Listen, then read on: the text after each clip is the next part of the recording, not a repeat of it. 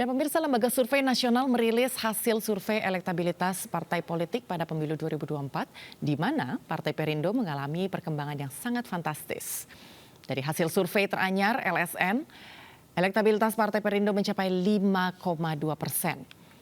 Hasil survei tersebut menunjukkan Partai Perindo menjadi partai politik non-parlemen yang akan tembus ke Senayan, di mana survei LSN itu digelar pada tanggal 10 sampai 19 Juli 2023 di 34 provinsi. Elektabilitas partai bernomor urut 16 pada pemilu 2024 ini bahkan mengungguli dua parpol parlemen, yaitu Partai Amanat Nasional dan Partai Persatuan Pembangunan. Ya pemirsa, untuk mengulasnya kami sudah bersama Ketua DPP Partai Perindo Bidang Organisasi dan Kaderisasi, Yusuf Lakaseng. Selamat sore Pak Yusuf Lakaseng. Ya, selamat sore Mbak Anggi. Dan juga sudah hadir melalui sambungan Zoom pemirsa Direktur Eksekutif Lembaga Survei Nasional Gema Nusantara Bakri. Selamat sore Mas Gema. Ya, selamat sore Mbak Anggi. Baik, Mas Gema, dari hasil survei terakhir tadi saya sudah sempat menyampaikan bahwa elektabilitas Perindo berada di angka 5,2%. Dan ya, apakah memang sampai saat ini masih di angka situ atau mengalami kenaikan lagi, Mas Gema? Oke, jadi berdasarkan hasil survei kami ya, yang terakhir ini dilaksanakan pada tanggal 10 sampai 19 Juli 2023, elektabilitas dari Partai Perindo ini berada di 5,2%, dan ini mengungguli partai parlemen seperti PAN dan P3. Nah, untuk situasi saat ini saya rasa memang elektabilitas dari Partai Perindo masih berada di kisaran 5,2%. Mengungguli PAN dan juga Gerindra. Baik, Bang Yusuf, dengan elektabilitas Perindo yang menembus 5,2%, berarti ini menjadi peluang untuk tembus ke dalam Senayan. Ya, kita berucap alhamdulillah ya, terima kasih saya kepada masyarakat Indonesia yang mengapresiasi keberadaan Partai Perindo, kerja Partai Perindo yang dalam temuan LSN kita elektabilitasnya 5,2%. Ini bukan elektabilitas yang kecil untuk partai non-parlemen seperti Perindo jika dibanding partai non-parlemen yang lain. Apalagi seperti kata Mas Gema tadi, kita sudah di atas dua partai parlemen, PAN dan P3. Jadi menurut saya kita di jalan yang benar ya.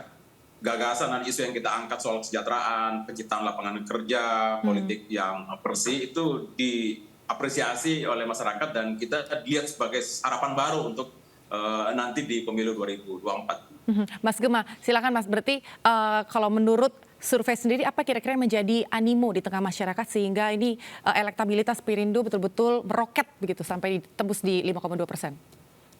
Oke ya, berdasarkan analisis kami dari berbagai variabel, salah satu faktor yang menyebabkan elektabilitas Perindo naik ini yaitu adanya kesamaan program yang diinginkan oleh masyarakat dengan yang dicanangkan oleh Partai Perindo. Salah satunya adalah ekonomi kerakyatan ya, yang mungkin selama ini dicanangkan oleh Partai Perindo, yang ini diapresiasi oleh publik. Karena kalau kita lihat dari karakteristik demografi pemilih Perindo ini, mayoritas ya sekitar 50,2% ini berada di golongan yang belum bekerja gitu ya. Jadi adanya harapan perubahan dari masyarakat yang belum bekerja ini dengan visi misi yang dicanangkan oleh Partai Perindo, yaitu salah satunya tadi yang sudah disebutkan oleh Pak Yusuf Lakaseng, yaitu menciptakan lapangan kerja. Jadi apa yang dikemukakan oleh Partai Perindo ini ternyata disambut positif oleh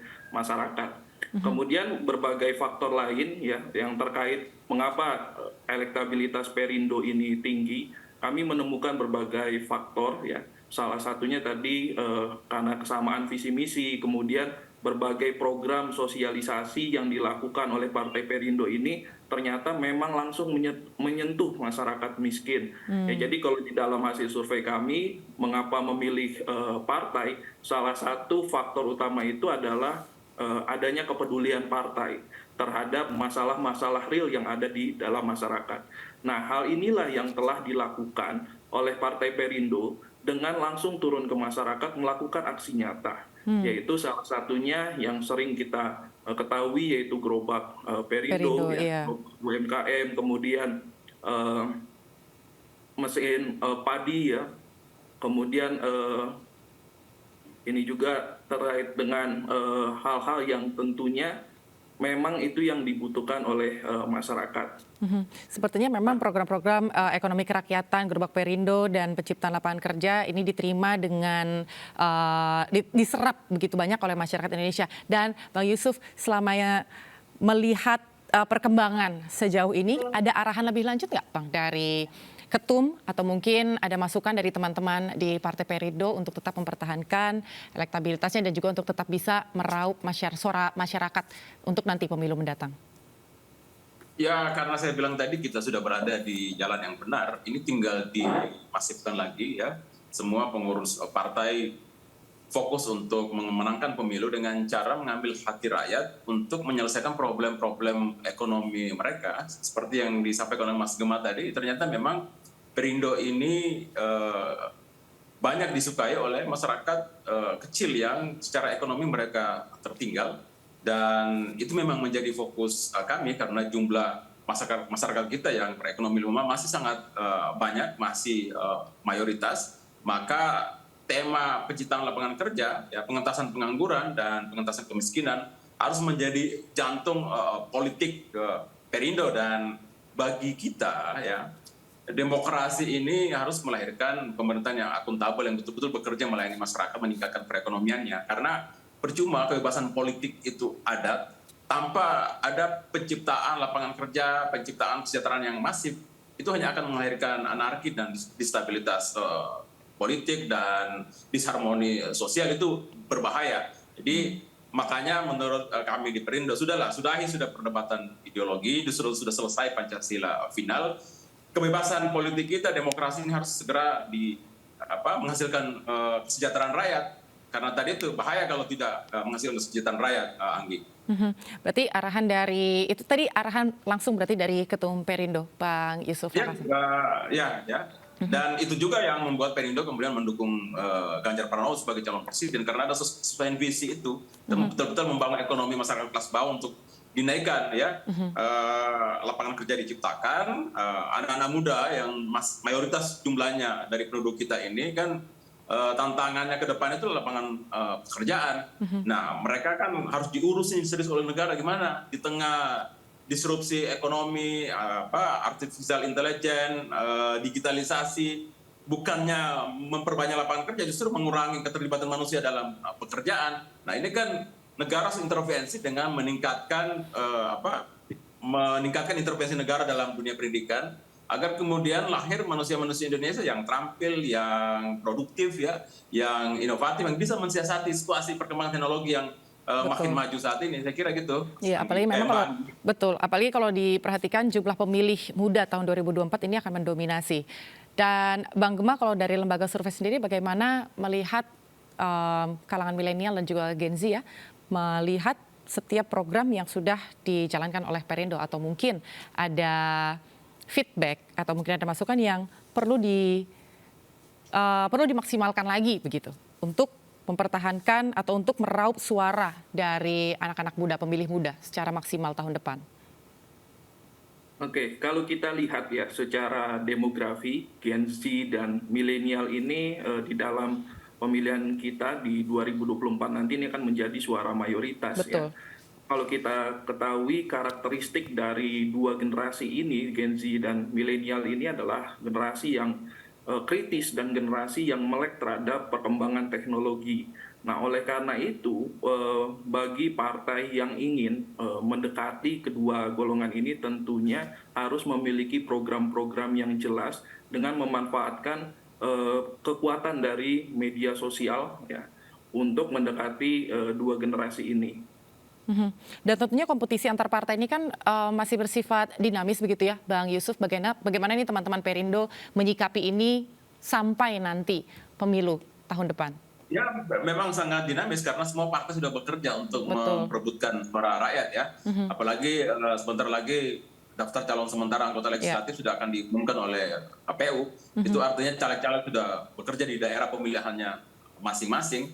Saya kira kombinasi antara program partai yang menyentuh langsung kebutuhan masyarakat di tingkatan bawah dengan caleg-caleg yang mumpuni, yang kapasitasnya memang dimaui oleh masyarakat, ya mereka adalah tokoh, kerja sosialnya selama ini terbukti masyarakat. Itulah yang akan mengambil hati masyarakat, dan kami yakin ya dengan gagasan kita politik kesejahteraan, politik bersih, ditambah dengan caleg-caleg kita yang kredibel, yang punya kapasitas, yang memang selama ini sudah bekerja dan dikenal oleh publik, kita akan mampu menembus Senayan di 2024, Anggi.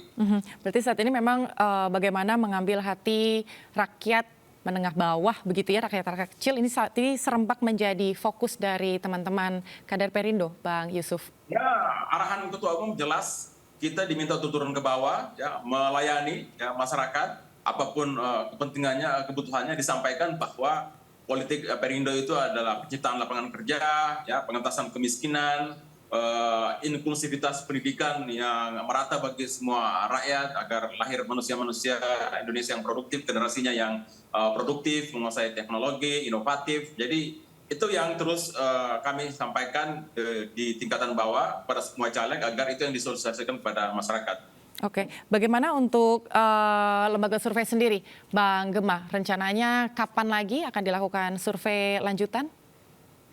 Ya, kalau kami sendiri sih dalam melakukan survei ini secara periodik ya, kurang lebih sekitar 2-3 bulan sekali kami akan terus melakukan update perkembangan situasi politik yang terjadi di Indonesia. Jadi kemungkinan dalam 2-3 bulan lagi kami akan melakukan survei langsung ke lapangan. Oke, 2-3 bulan lagi, mudah-mudahan 2-3 bulan ke depan elektabilitasnya minimal stabil lah, Bang Yusuf ya. Kalau bisa sih naik lagi gitu. Baik. Dinamikanya bukan menurun tapi meningkat ya. Betul, amin. Baik, terima kasih untuk waktunya Ketua DPP Partai Perindo, bidang organisasi dan kaderisasi, Bang Yusuf Lakaseng, dan juga Direktur Eksekutif Lembaga Survei Nasional, Mas Gemma Nusantara Bakri. Selamat sore dan salam sehat.